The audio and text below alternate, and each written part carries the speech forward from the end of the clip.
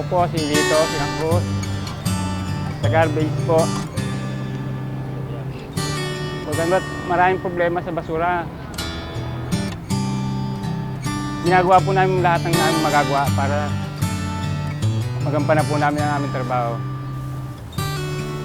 Sa dami po ng trabaho, hindi ko po, kulang pa ho ang ginagawa namin, kaya dahil sa mga tao ang problema po walang katapusang problema ang basura. Yung po sa mga nagtatapang kung saan saan, lagay po natin sa tamang lagayan ng basura.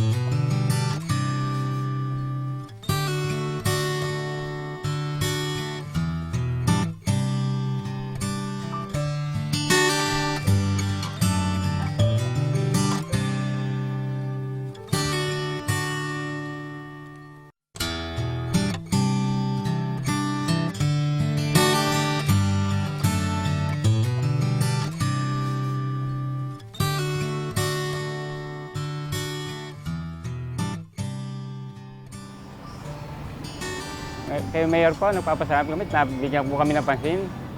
Nakita niya po ang aming ginagawa. Talaga naman pong sa aming mga kasama. Nagpapasalamat kami kay Mayor at kami napansin niya ang aming mga trabaho. So, talaga namang napakahirap para sa amin. Ako ay isang simpleng Pilipino, may simpleng buhay sa bayang ito. Simple rin ang mga pangarap ko, desenteng buhay, nahanap ng trabaho.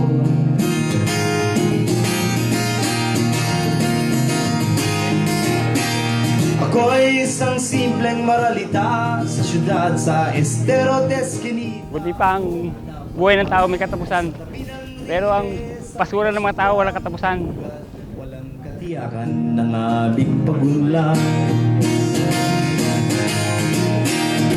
Ako ay isang simpleng Pilipino, may simpleng buhay sa bayang ito.